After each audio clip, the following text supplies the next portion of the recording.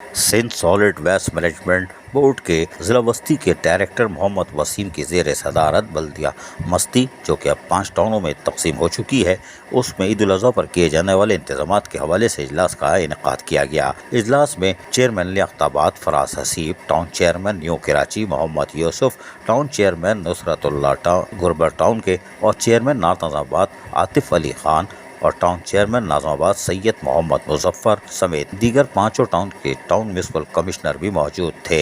اس موقع پر director Sindh solid waste management board Muhammad Waseem نے بلدیاتی نمائندوں اور افسران کو بریف کرتے ہوئے کہا کہ عید الاضحیٰ کے موقع پر ضلع وسطی میں 19 مقامات پر کلیکشن پوائنٹ قائم کیے جا رہے ہیں۔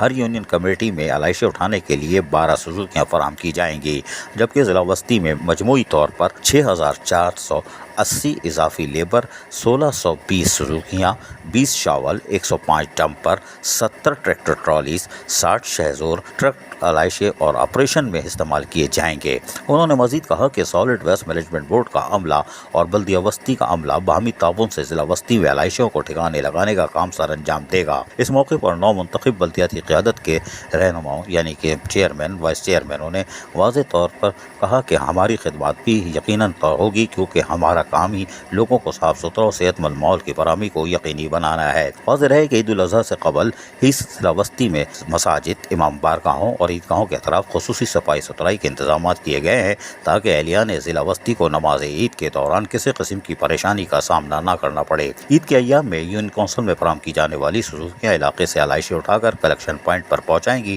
اور وہاں سے ڈمپر لوڈر کی مدد سے اٹھا کر لینڈ فل سائٹ منتقل کر دی جائے گی۔ یقینی طور پر ضلع وسطی میں یہ کام مکمل ہو گیا۔ عزیز عارف، KBS بلدیاتی نیوز کراچی۔ ایسی ہی خوبصورت ویڈیوز فیوچر میں حاصل کرنے کے لیے ریڈ بٹن پر کلک کر کے اور بیل آئیکن کو پریس کر کے ہم سب کے سبسکرائبر بننا مت بھولیے۔